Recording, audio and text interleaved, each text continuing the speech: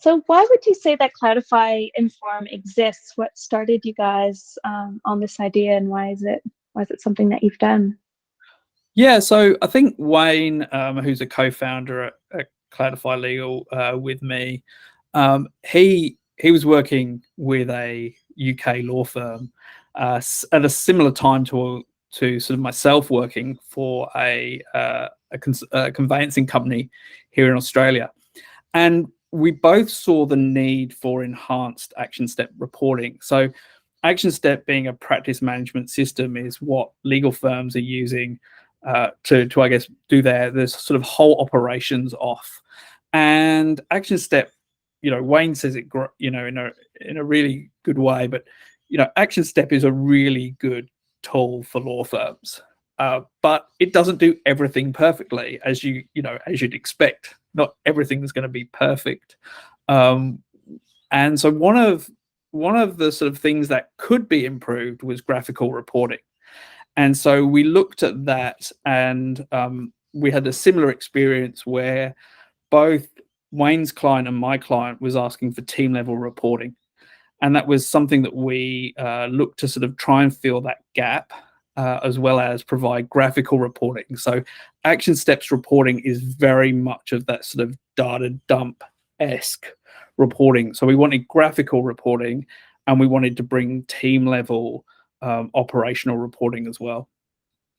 So then what's the benefit of using Action Step plus CI instead of just a package that does it all, or does such a thing not exist? And that's kind of why you invented Cloudify Inform. Yeah, so Wayne had done, I guess, the due diligence for Hedges on a few practice management systems, and an action steps workflow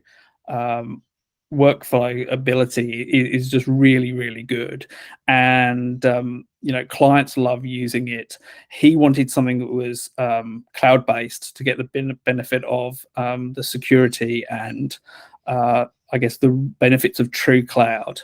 And so that led him to Action Step. And what himself, Stephen, and I have done is said, okay, now we want to get more law firms to Action Step. And how do we do that? Well, one of those components is enhancing Action Step. And so we see that you can have the power of Action Step, but we can take the BI component up a level, which is what we've tried to do with Cloudify Inform.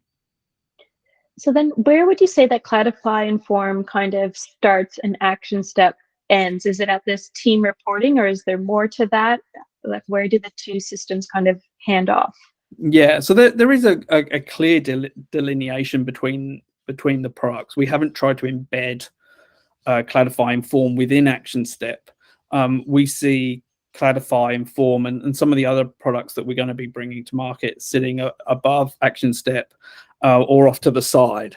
And so what we want to do longer term is sort of bring more into Cloudify Inform. So try and use more data sources than just the practice management system.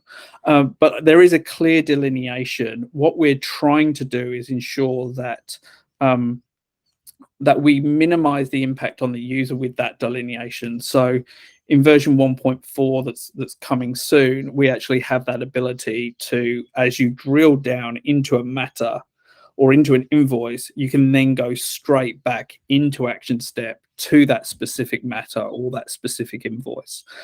So we're trying to make it as linked as possible, but we also want the freedom to be able to utilize Google's Data Studio for the power in that tool rather than trying to embed it within Action Step. Yeah, that's awesome. So like, would you say then, because I was curious whether or not you needed a separate logon to get into Cloudify Inform, or if it's once you're in Action Step and using that as we normally do, how does that work?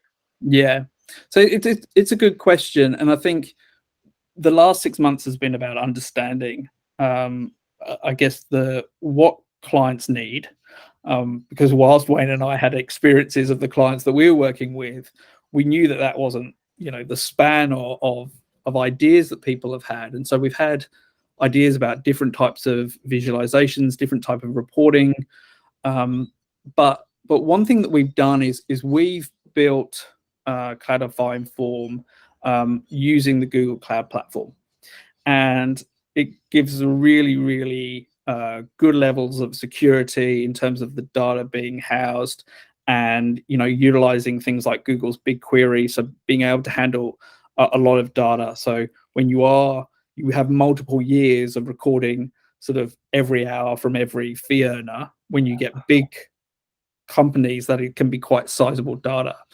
And so we wanted to utilize that Google Cloud Platform to do that. And we've taken a step to use Google Data Studio, and I can talk more later on about why we've done that. But to do that, to be in the Google world and to be secure, we do need you to log on with your work email in a Google setting. And so you can take any workplace domain, company.com, and associate that with Google and log on through that through Google Cloud, so that you can then actually be secure in knowing that Stuart Flint can only access what Stuart Flint can access. Yes. Yeah. Okay, that answers the question. So then, if our team's kind of familiar with using Action Step, does it take a lot of training to then get up to speed with using Cloudify Inform, or based on the UI and kind of the way that it's structured, is it more intuitive, or how does that work? Yeah, look, we're trying to make it as intuitive as possible. I think there's a few, we've had feedback from some clients that this is pretty intuitive. Others, I think, don't necessarily need too much in terms of understanding the data at the face value. It's probably some of the cooler things, and I say that because I think it's cool, but the cooler things, like drilling down. And so I'm taking my fees earned at a company level and drilling down to team and drilling down to individual, and doing things like that probably takes a little sort of hand holding. What we've tried to do to aid that is, as soon as Cloudify Inform is delivered for your firm, you get a video of me walking through it. So I'm going through and kind of giving those little things around. Okay, you've got this team. You can see this team's below KPI. How do I know what individuals it is? And then I drill down and help the user sort of see, look, this is the kind of thing that I'm doing with it, to try and show those things. So that's probably the first answer. Where I think people need the most help, and we've got to a position I really like, which is, how do you understand the metric that's being shown? So if I say if I say WIP, which is work in progress within the legal setting, that's work you've done but you've not yet billed. How do I know what's included in that? How do I know what's not included? And when I say WIP for January 2022, what do I mean by that? And so there's a few options. One I've seen done a lot, which is link off to a PDF that's got a really technical explanation of it. Second thing I've seen done is to sort of have buttons that you sort of hover over that give you the sort of the wording, if you like. What we've done is we've tried to marry those two things, and actually we've got a separate section to try and not cloud, no pun intended, but not actually stop the readability of the individual pages, but actually have a separate dedicated section that explains metrics. But what we've done with that is, let's say we've got a calculation like utilization. What we actually do is we show you, okay, choose a month. So you might choose the last month, June 2022. And then what we can see there is we then step you through utilization for that month is this value. The numerator is calculated like this. The denominator is calculated like this. And if you want to change the month, maybe you want to go to April and compare that against what you're getting in Action Step, so that you can you can do a reconciliation, so you can trust the numbers. That's what we've tried to do. We've tried to give people that ability without impacting on each page's usability. Yeah, no, that's great. So I guess that kind of answers my next question. So based on that, it sounds like you've really covered off the explainability and the kind of data quality aspects of what's happening in Cloudify Inform. But if there's any support issues between Action Step and Cloudify Inform, like you said, doing this sort of reconciliation, who would we talk to? Like, how would we go about, I guess, addressing that? Yeah, look. I mean, Cloudify Legal is a certified consulting partner of Action Step. So most legal firms that use Action Step will have a CCP that they can go to help them configure Action Step and for them to understand what's happening in Action Step reports and things like that. And so Stephen heads up that area of Cloudify Legal. What we do is there is a link between what you see in Cloudify Inform and obviously how you enter the data and how you set up Action Step. So we are very sort of open to customizations, and I mean customizations less from in terms of trying to bill people for customizations, but more in case of going, okay, well, if a certain firm doesn't want to include something in WIP because of their setup of how they use Action Step versus another firm that does, we can do those customizations because that's being done in the data rather than being done in the visualization. And so we want to keep the visualization reasonably standard, but we are able to apply different ways of calculating things to different clients. So we will definitely support both sides from sort of how it's calculated in Action Step as well as how it's calculated in Inform. But we're seeing, one of the good things that we're seeing is that Cloudify Inform can make a positive difference to how people are using Action Step.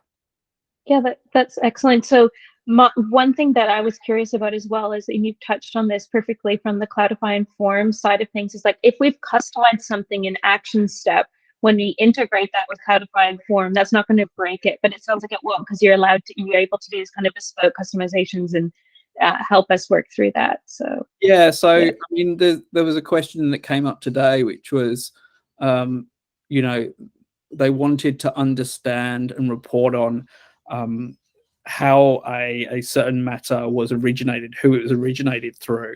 And so Action Step's data extract is great in terms of it's exactly the same structure for every single client that is using Action Step. So it allows us to know we're not going to get a completely separate data extract that looks very different for firm A compared to firm B. So we know where to look. And there may be a sense that, in this firm, they call it client owner is the person who sort of brought the business in. And in this firm, they might have a special term for it.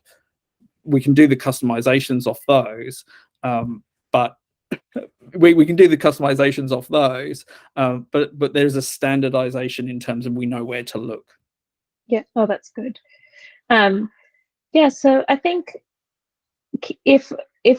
does Cloudify Inform get access to all of the Action Step data, or can we kind of control and segment that, or would there be any benefit of that? Do people do that, or is it just like you get this kind of standardized extract from Action Step and then you're kind of doing with that what you would in terms of what we need from Cloudify Inform? Yeah, so right now there's a data extract from Action Step, and there's an API as well. So we can go and get that data extract through the API. We can also connect in and get data from the API as well. We have, with the original, with this original product that's sort of less than 6 months old, have focused on that data extract and maximizing the benefit of that. In time, though, there are additional things that we would want to go and get that don't come through that data extract.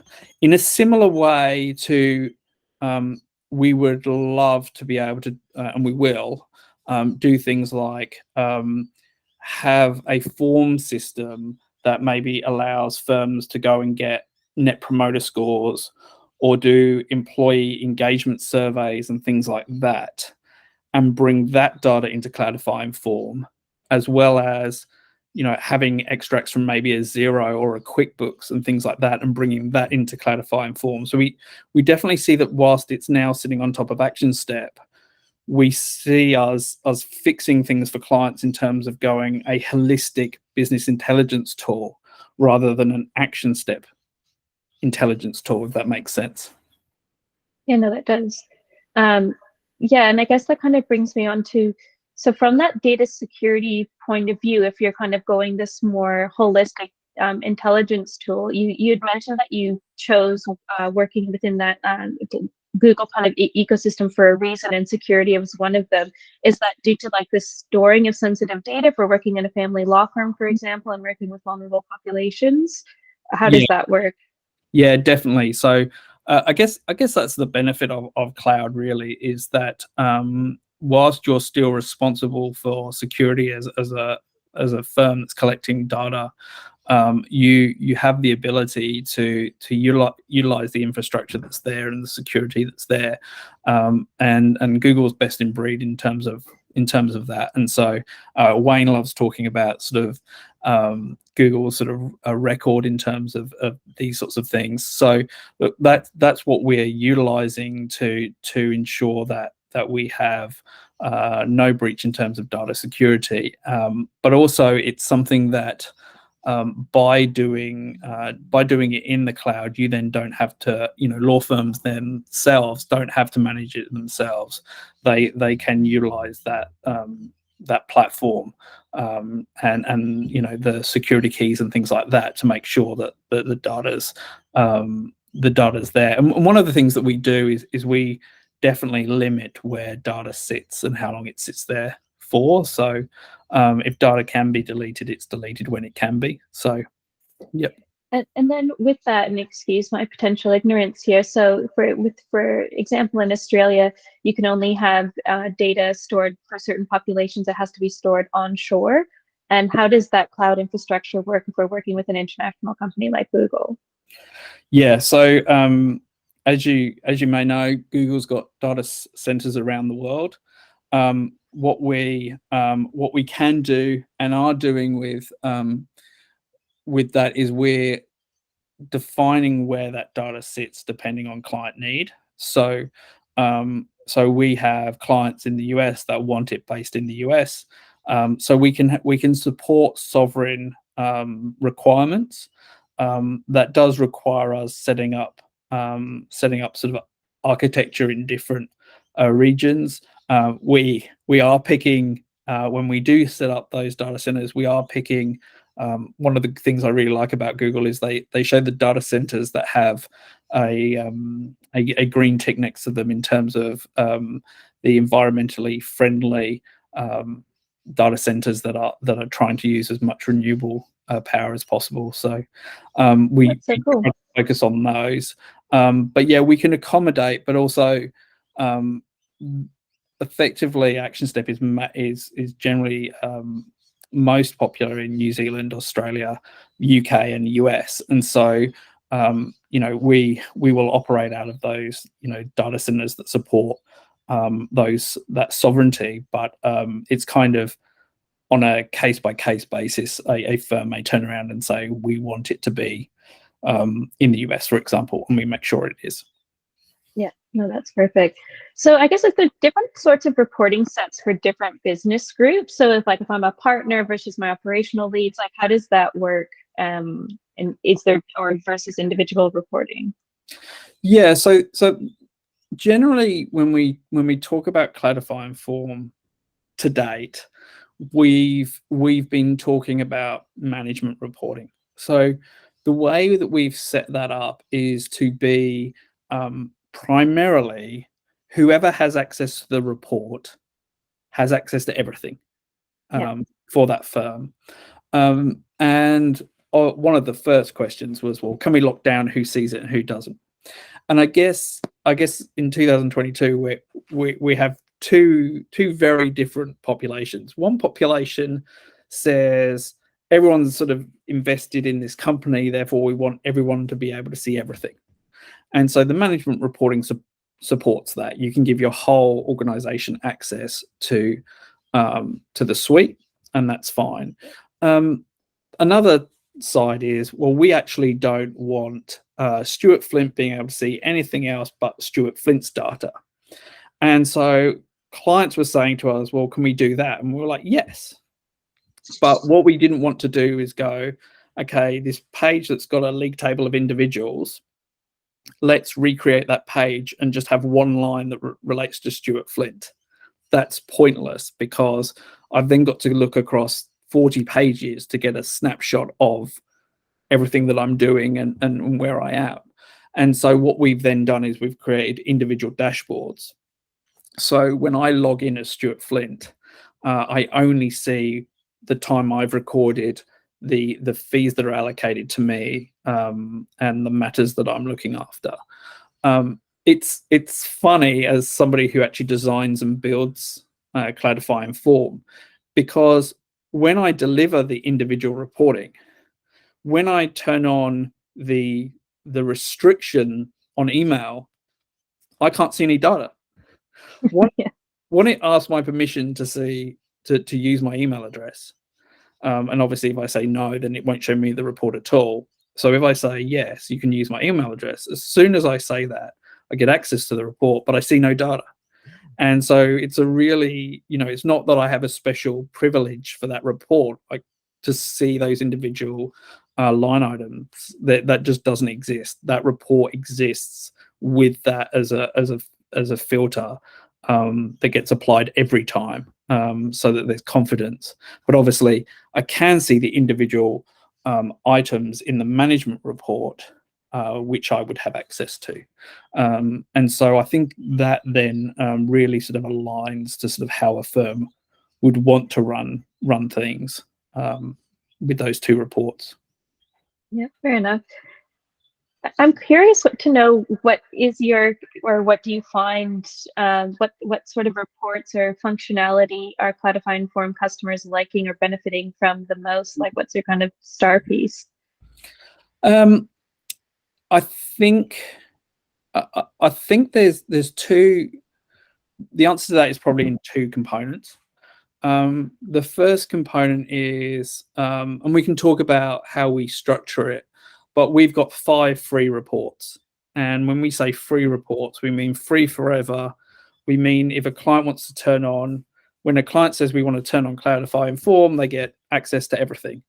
After 3 months, we say, okay, well, you now have to subscribe to keep having everything, or you can come back and get the 5 reports for free. And one of those reports is team billing, and it compares the fees billed by team compared to KPIs. And that is one of those where a lot of firms aren't using KPI functionality within Action Step. They see that report, and this chart that would have green and amber and red bars just has black bars. And we turn around and say, well, there's a vidyard of me saying, well, this is how you enter the data into Action Step for your KPIs or budget. And seeing them be able to then set that, and then overnight the process reruns, and then the next day you actually have the green, amber, and red bars as to how they're going against that target. I think that's we've got a good feedback around that. And I think what it does is it encourages the use of Action Step.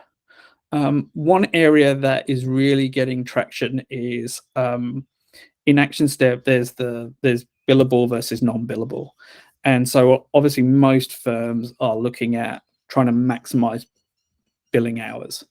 And so the analysis around where are my non-billable hours, where are they coming from, what's the cause, and being able to actually then drill into, I guess, those people in the firm that are doing the most non-billable hours, and then actually diving into the time entries and actually seeing the descriptions for the work being done is actually allowing firms to sample and understand what activities are maybe being flagged as non-billable that should be billable, or or the reason why it's as low as it is. So we're getting a lot of traction on that. So is that kind of one of the key areas that Cloudify Inform is growing the business then, or how is the business growth happening? Yeah, so I guess that's very much in terms of leakage and ensuring, I guess, sort of high billing. I guess the other area that I think is sort of something that we're starting to get feedback that is really positive, and it's probably in the most embryonic state of all of Cloudify Inform, is our data quality section.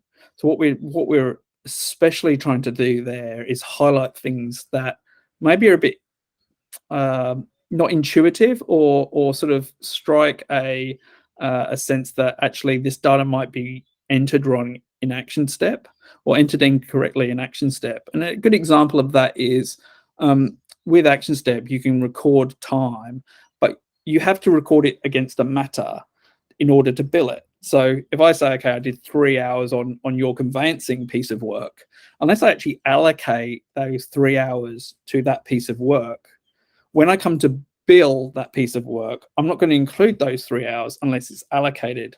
So we have a data quality section that actually then flags, flags the whole history of any time entry that hasn't got a matter assigned, as a way of identifying, yesterday Rhetta had 3 hours that she didn't assign to a matter.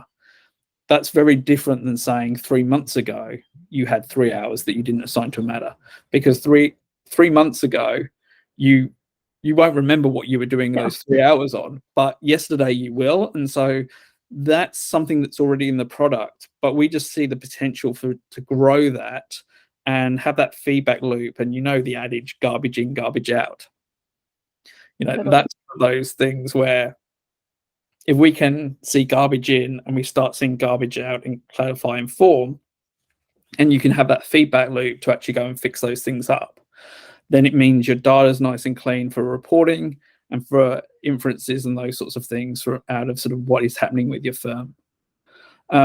We also, you asked a question about sort of how does this sort of impact the business. One of the other things is a lot of work is being done on kind of fixed rates. So we're seeing that it's in development stage at the moment, but we're trying to roll out a suite now of pages that help you identify what is actually happening in the fixed fee landscape. So on an hourly basis, every hour that you work gets logged, and then you can if I work 3 hours, then I bill 3 hours. In the fixed fee side, if you're time recording those fixed fees, then you can infer what you should have charged, and then you can start to understand what type of activities are profitable and which ones aren't, and the ones that aren't, what should I have charged for that piece. So there's definitely operational efficiencies that are coming out, but there's also sort of a lot of opportunity around understanding pricing, and I guess understanding, do I put my price up, or do I find out why I'm taking 14 hours on average to do this piece of work? Yeah, no, that's excellent. Yeah, I think you've answered a lot of my questions, but I think I did have one other one. Since you've been designing and building all of this, what's your favorite feature? I think I like the there's certain, this is a really geeky response, but Perfect. there's Google Data Studio has some cool features, and it's not too dissimilar to Power BI, where one of them is that ability to drill. So I love being able to see a chart where I'm seeing my financial years stacked up against each other, and I can select one financial year and drill in to that to see it by month, or not select it and see the whole period by months. But what we've also got is we can then dive in either to the financial year, to the specific month, and see things by fee earner. Now, one of the great features there is that you can sort that chart. So you can sort it by high to low and things like that, so that you actually at every level get a meaningful chart that you can use to actually understand who are the tops, who are the bottoms of various different categories. So I love that. I love that feature. It's pretty geeky, but yeah, it'll change. It'll change as we build certain things. But that's probably my favorite at the moment. Yeah, no, I appreciate that as a database enthusiast. Yeah. Yes. One thing I haven't talked about, which I think it is worth saying, you talked about sort of, we touched on it briefly earlier, which is that we are seeing customers who are used to the Microsoft world. Yeah. And probably one of the things to explain is why we went with Data Studio. And we went with Data Studio for a couple of reasons. But I guess one that primarily impacts the customer is that if I share a report with you in Data Studio, you don't need to pay to see it. If I give you access to your email address, you can go and access that and you don't have to pay anything to Google. In Power BI, you do. So if I give you a Power BI report, you need to log in with your Power BI license, and that will cost you.